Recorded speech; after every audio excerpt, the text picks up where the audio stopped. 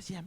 So we'll come back to the symposium on Francophonie, and now we're going to start our Q&A, our discussion about the movie that we've just seen, Haiti, a Nation of Artists.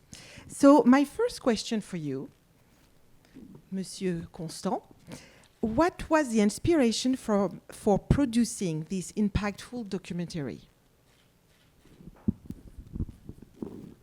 My inspiration was basically, it was the earthquake.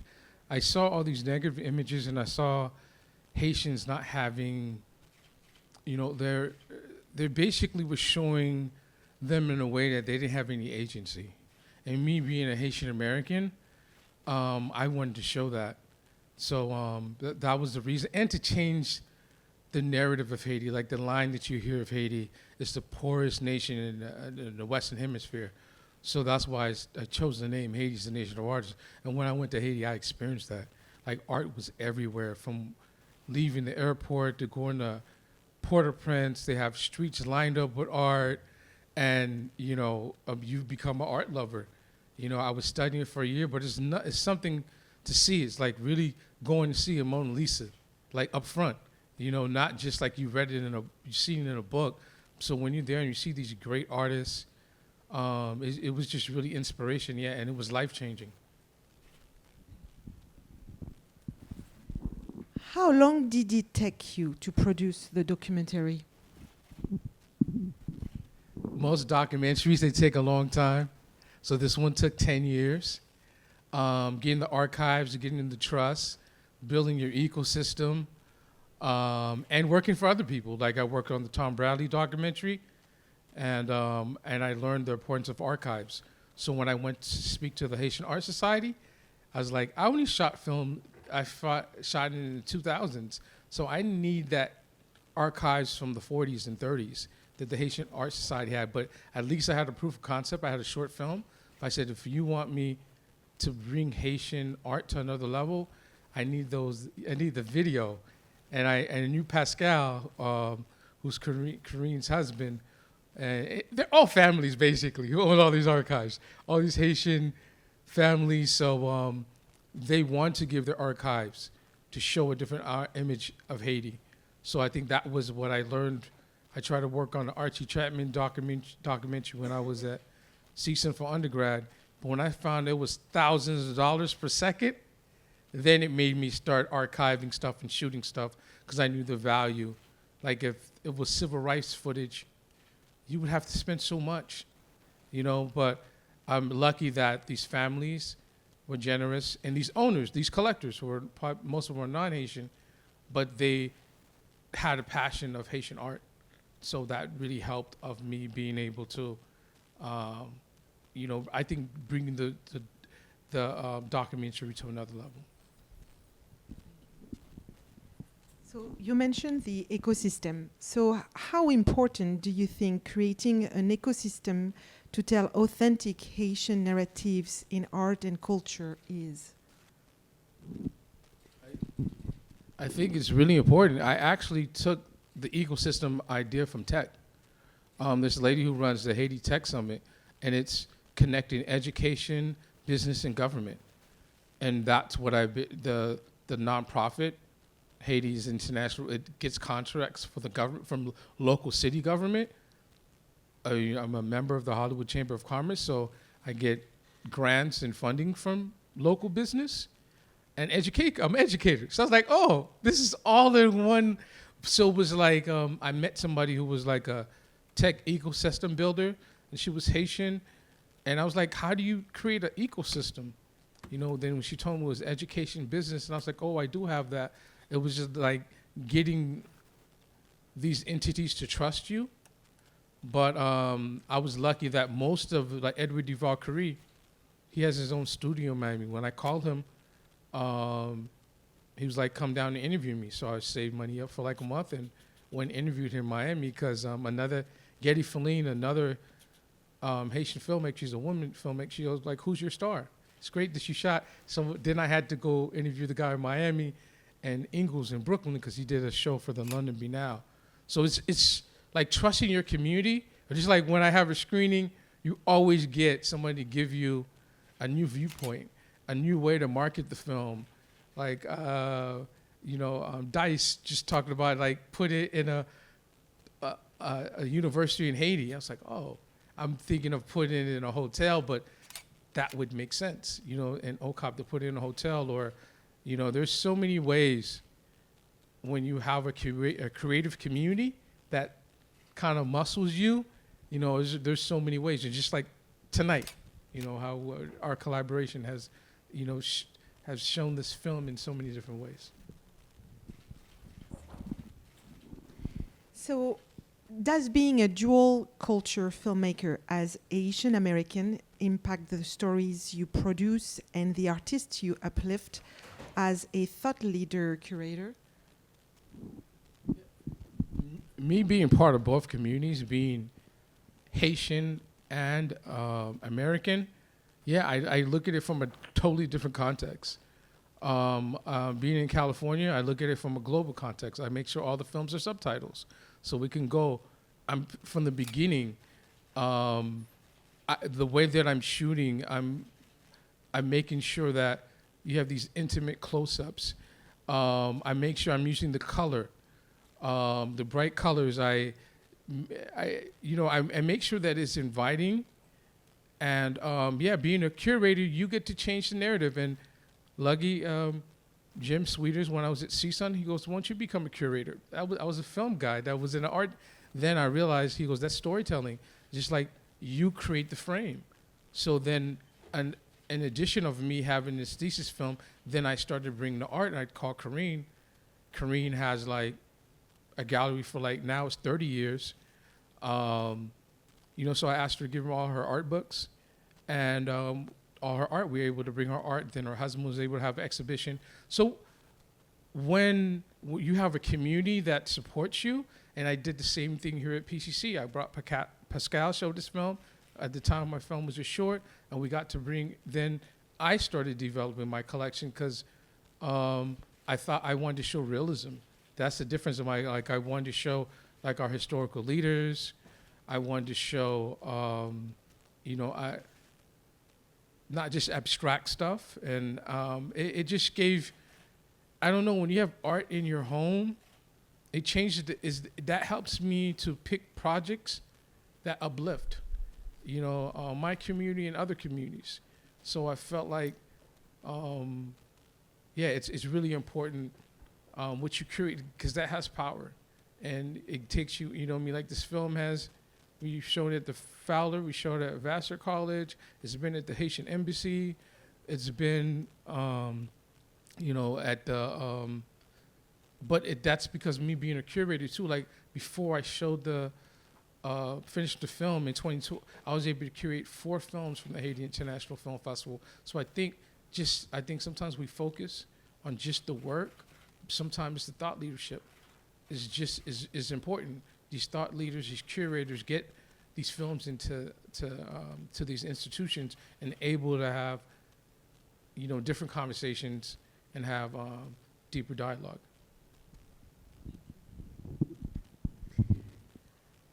How has this film made an impact as a filmmaker, cinema professor, and executive director of the Haiti International Film Festival? Honestly, this film has been, finishing the feature has been life-changing. Like, want my students to see that you have a finished film and to see that they do a film about their grandma now. Because they're like, I can do that, and I could be a part of cinema.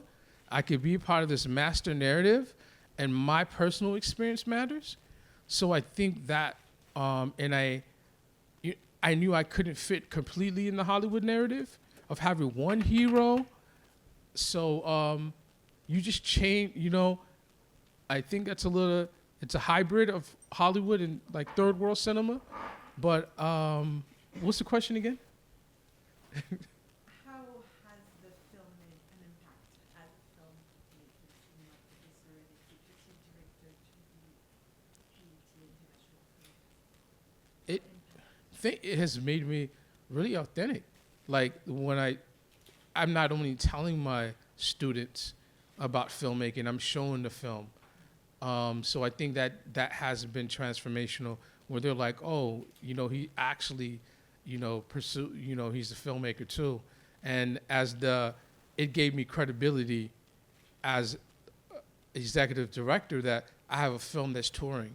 So when I tell the filmmakers to submit to my film festival and they see that it's traveling, you can do this too. So I think from artists, it's been like a equalizer. Like now, it's not something that's theoretical to them. They could see what you're able to do with your work, and they could see that the love you put into work, you're going to put the love into taking care of their work. That's what we do. We're caretakers of their work when they give us their babies, right? The filmmakers. So I think it just on all levels, it has really been a game changer for me, because it's guided me into so many different spaces. And with the film festival and having your own film that's award winning, but it feels great. Like when I was at Cannes and I got to walk the red carpet, and I was like, this is great. This is something I dreamed for 20 years. I've been talking about it for 20 years, but it's something different to actually experience it. When you're in there, and I'm a part of that history now, right? I'm part of that canon. And I like my students to know that they could be a part of the canon. It doesn't have to be all demystified. They just have to do good work, That's my thing. Or I tell them, there's the PCC Film Festival, so it kind of forces them to do more work, or inspires them, So I think this is one of my former students who's doing the photography. I'm very into collaboration. William, we always talk about film,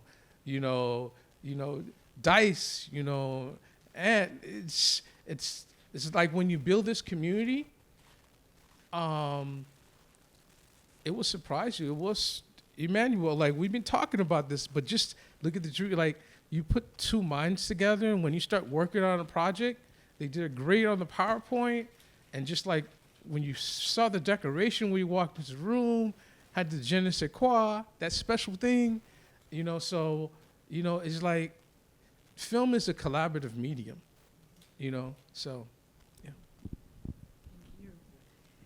And why did you start the Haiti International Film Festival?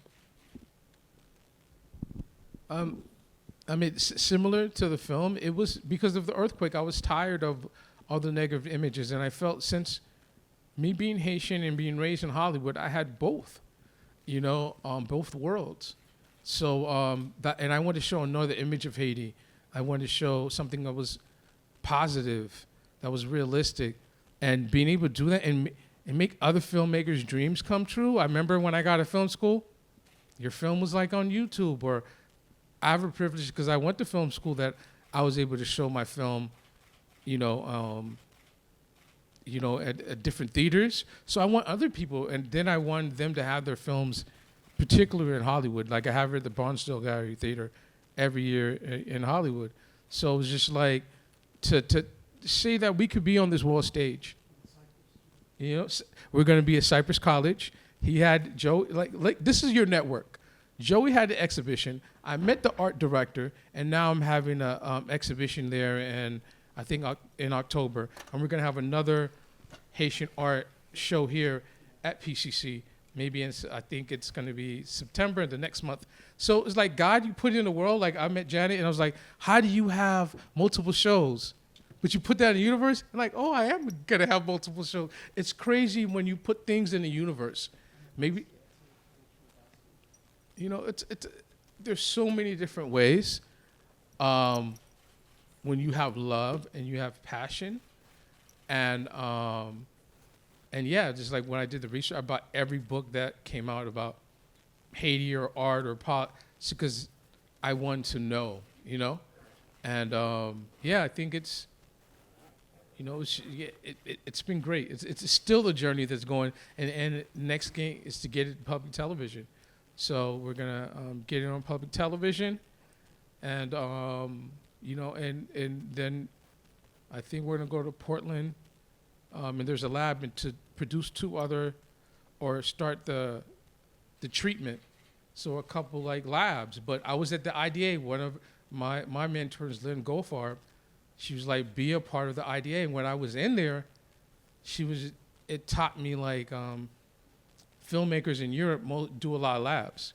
I didn't know they were so hard to get in. So I said, okay, I'm not going to try Sundance. I'm going to go to Portland, you know? But Portland is connected with LA and New York. So, yeah, it's just sometimes going off the beaten path to still gill and to show the other filmmakers, if you're creative and you can make this happen, you know? And here's my last questions, and the audience will be able to ask their questions. So, did you imagine your film becoming an award-winning film and the impact on the Haitian diaspora community?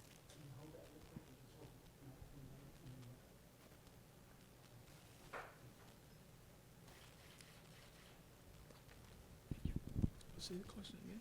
Yes. Did you imagine your film becoming an award-winning film and the impact on the Haitian diaspora community?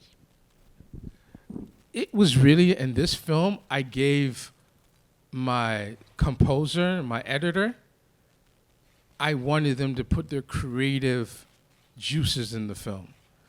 I said, yes, I shot the film, I produced it, but I need you. That's what's going to make this film stand out through anything.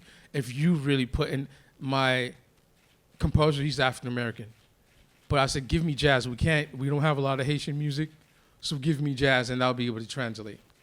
My editor, she's Jamaican American. She found Haitian quotes I didn't even know.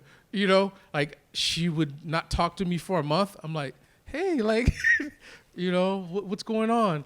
But it's just trusting people who had the same mentality, who had the same passion and purpose. And I think it was COVID. If you're a control freak, you can't be. You have to give them the material. And I think that was God's blessing, that I just had to like hand it off to other artists and have them give me their best. And we pushed each other. If I was missing footage, my editor would call me, you're saying this, but I need the footage, you know? So I think just the collaboration, and I think that was just like, yeah, it's been such an amazing experience and of course, I love artists. Either they're students, there are other artists. So I think just being in community, you know, that's really been beneficial, and it's been life-changing in that, of like creating something. Like I wanted to create contemporary classics when I took the film class. I didn't know I was going to make them, but it was like being in the process and trusting creative people, and they're bringing their creative force and energy. That's what's on the screen, you know? So that's why that's going to be my process for any project I work. Because I had projects where artists they just pressed buttons. They did exactly what I said. I said, no, I don't want, I want you to, yes, take what I'm saying, but I want you to bring the art into it, you know, to bring your spirit. And I think having that trust, you know, that's been really, and they have your back. Yeah. Yeah. Thank you. Thank you very much. Yes. Life-changing teacher. Mm-hmm. Thank you. Thank you very much. Do you have any questions? Now it's your turn. Now it's your turn, the audience. You guys have any questions? Is there anything that we didn't see in the documentary, or like from your experience in Haiti that can you share with us something that you might not have captured but have experienced there? Like what? Like when you say that I did it, that maybe I didn't put it in the documentary? Yeah, you didn't put it in. Oh yeah, there's things I didn't put. It was definitely like my mom. She went into the tents and interviewed. I said, Mom, this is exploitative. And, you know, and I was like, I'm not going to put this. And there were some of the gallery owners, you know, had very, Like they said things that would disempower Haiti, like in a way would talk to them in a very negative light. So I feel that was my power that I didn't put them in the documentary. If that's, and they have no filter. Like it's different. In America, people have filters. And the gallery owners in Haiti, they're like, do you know I'm behind the camera? And so I think that there's just, but I felt like, why would I put that into the document? That's the power you have when you edit. So if I want something to be empowering in the community, then have somebody that's essentially talking down to them and like making fun of them in a sense. So I definitely made sure those, maybe I utilized the B-roll from them, but I didn't have them on camera because the things that they said was not empowering. It wasn't the theme of what I wanted in the documentary. Thank you. Thank you. Another question? In terms of like artists there in Haiti, do some artists get treated, depending on who they're treated, are they compensated differently than other artists in Haiti, or like in general are most Haitian artists just not, compensated for their work in general? I mean, it's just like any artist depends on their status. Who is collaborating with them, like this one, the artist with the red shirt, like he's part of the Tom's collection when Tom was out there. So it just depends. Are you painting in front of hotels? Like they are very strategic. They paint at one of the richest areas, and even you find in LA, like if you want to sell art, you're going to go to certain communities where people have disposable income. So these artists, they may stay in Del Mar, Torres, or in the city, but they go sell in Petroville, in the hills, where there's capital. So I think kind of like this, I'm not say the smart one, but yeah, they go where there's income, where people who just like appreciate art in a different level. So yeah, it's just like how at the end of the day, it's how you market yourself, and are you connected with different French organizations? Are you connected with museums? And there's really a class thing too.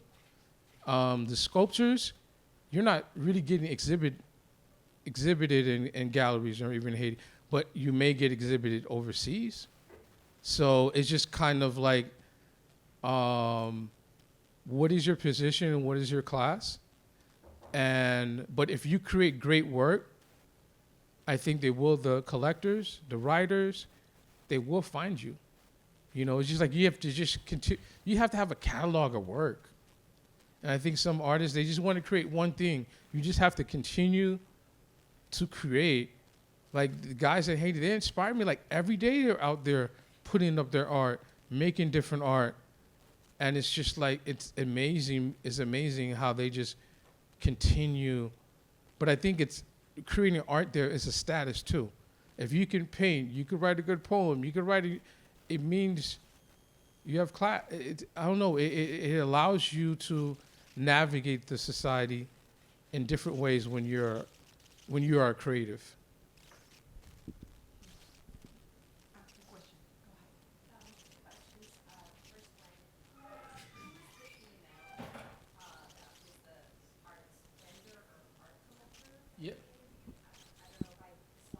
Yeah, her name was in the beginning, Corinne Fabulous. So she has a gallery in West Hollywood. It's an old Hollywood craftsman's house, and it's been here for like 30 years. Yeah. And then you have a favorite Haitian artist? My favorite. I have so many. I mean, of course, Basquiat. Like that's my favorite. That's the frame I use. Like I wanted to find out in this documentary who's my contemporary Basquiat. So that's why I interviewed Edward Duval Curie Ingalls in New York. So I was looking for artists, because a lot of times everyone just has this myth about the past and they're not concentrating on the future. So I wanted to show our contemporary artists, our gallery people. So people were just doing just excellent, just doing excellent work. So that was the frame I was looking for. Even he's not in a documentary, it's like you get that type of energy. Now that you mentioned Basquiat, I know that Basquiat didn't get to see much of the wealth while he was painting, and that's the unfortunate thing with a lot of artists of color, of non-European descent. Mm-hmm. The art will be purchased or will be displayed, but many of these artists won't get to see that money coming in. How do you feel about your film promoting art, but in which way can these artists be promoted and also get to see some of that? I mean, Well, all the artists that I collect from, I send them money directly to Western Union. So I buy their art before I have an exhibition. So I make sure, and just like recently, there's issues. That's how I always get new art for my exhibitions. I feel like I'm benefiting being part of the diaspora. So I feel like I have to give back to my community. I can't be traveling all these places and these artists in Haiti are that I'm showing their work and they're not being able to benefit off it. So I feel like as a filmmaker, as a curator, that I have to give back to my community and let them know where I have the next exhibition. And they're very astute. Whenever they see a post, they're like, there's some money you need to send me. So they're very aware. They're more aware than American artists. Like, they're like, you're going here? They already sized up how much you're playing on your trip. So it's like, they're very astute. I mean, this is how the money pays for their kids' private schools. Like, it's, and they tell you, like, I don't want to sell my painting for, essentially, what they're saying in Korea, like a plate of food, like just manger. They're like, I want to have it that it could, it could increase their lifetime, increase their livelihood. So that's what I try to do. But I realize it's not easy selling art. Even if you have a gallery, you have to get written up. You have to publish. You have to, so that takes, but when I curate the shows, I'm able, like, you're able to make the money back. You're able to, then I get a whole new set of artists, for each show. So I think you have to be conscious, because some people, they don't think about the artists. And that's filmmakers, that's artists, that's musicians, because usually we're not on the side of distribution. We're not having somebody write to give us value, so you got to create that. You got to create that in your ecosystem. Like at Green York College, 7 Haitian filmmakers, I'm getting their film into the institution, because now I'm like, I don't want to do one-offs anymore. I don't want to just show the film at the Fowler or UCLA. Now, let's have a film series like this. I've done that while I travel the country, but now, how am I going to make this beneficial to the ecosystem and to my artists? So I think, but that's only when you're around like 10 years. You got to be around, because now, in the beginning, you kind of you're trying to just get in the system, right? Or understand it. But now when you're around, you're like, no, I actually have value. I got a catalog of 100 films. I'm not just coming at you, but I knew it was going to take 10 years to get there. I worked at Paramount, and I was saying, like, man, they got catalogs from the 50s. So it's just like, our cultural groups, they got to not only do work for you got to create archives. You got to, and understand your power with these institutions. Or, not just putting everything on YouTube. Why they call me? Because my stuff is not on YouTube. You make it, we have to understand our value. But yeah, I think it's mentorship is it's a long game. But if you want a short game, then you're not going to own it. You're not going to have any IP, intellectual property, and that's really is going to allow you to make that second, that third film. But learning how to not using the Hollywood system of marketing that film for 2 to 3 years, because you got to be you think who your audience is until you start putting it out and you do these tours. Then you're like, oh no, that's really my audience. I need to, pivot. Maybe have it in more universities, certain colleges, the French club. Like, now this is making me think like, okay, maybe I need to try some different things. So I think it's just, and you learn all the time and you change. So yeah, for those, and those artists have to, like most artists don't want to do, they have to learn the business. I think the business, it's the exhibition, the curation. There's so many ways that we can be a part, or make a contribution to have influence. And if we do that, yeah, and get our work into the libraries, because usually it's only big companies that get into that. But I think we have to start networks that we're pushing with our professors. Like, we want this in our class. And if there's an audience that asks for it, these institutions, they want their customers to be happy at the end of the day. Their clients. But it's like a move. It's a long, it's getting people or finding the right people that have the same passion. Maybe a last question? Last question?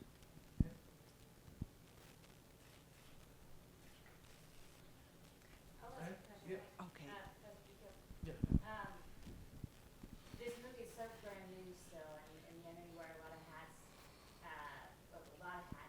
Do you have any plans for another documentary? Yeah, actually, Haiti is the Nation of Artists Part 2, but this one will mostly be focused on women educators, women curators, and probably collectors. I think that's really important.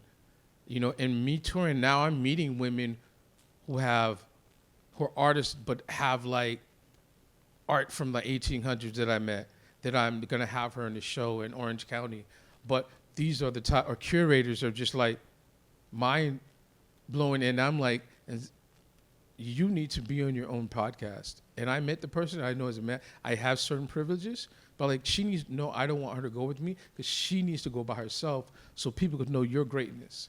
And as men, sometimes we need to give the baton to women we know who are amazing, women who support us. You know what I mean? I've been supported by women who are curators, who are film festival programmers and all that. But I think it's my time to like give them some flowers too. So I think that's the next documentary. Then there's another one that I'm thinking of is actually the Black artists in Pasadena. There's been a lot of their houses were burned, but is one of the wealthiest Black suburbs in the U.S. where 80% of Blacks, African Americans, are owned.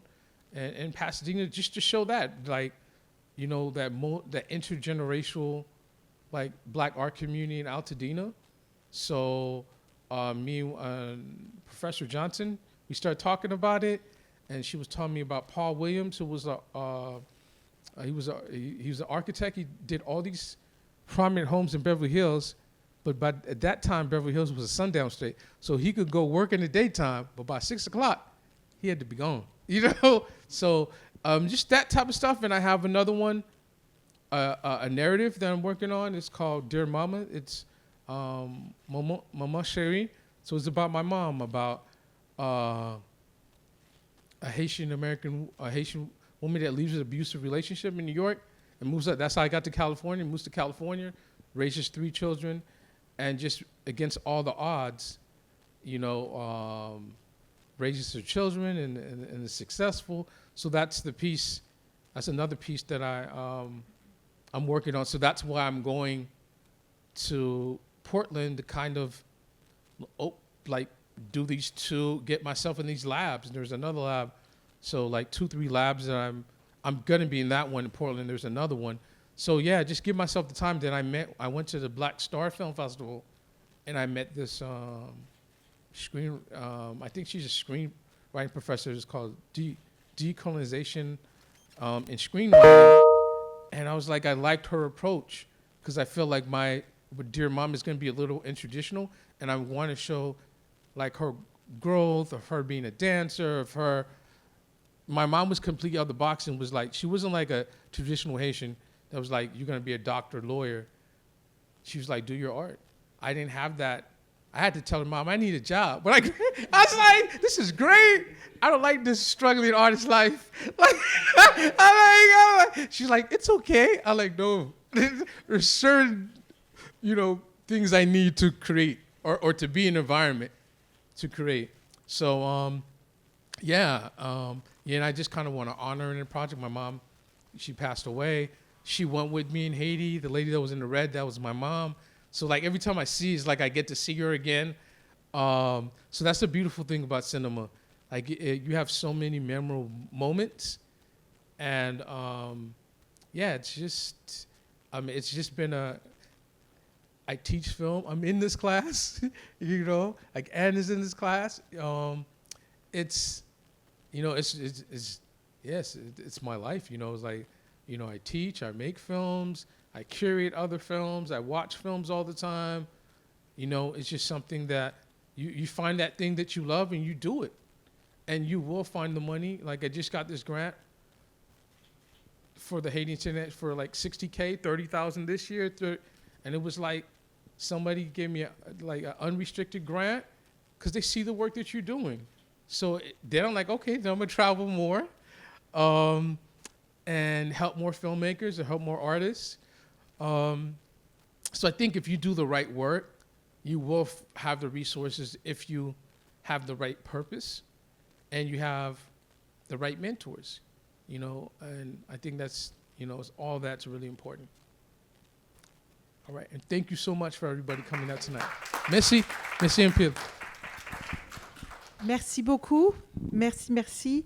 And thank you everyone for coming and spending the afternoon with us, with Haiti, a nation of artists, and our best wishes for all those wonderful future projects and projects that are on the way. Let's tell them about next week on April 5th. If you guys are available, I'm going to have a discussion with other French professors. Is going to be at the Wendy Museum, and that's going to be at 8 o'clock. We'll send you the information.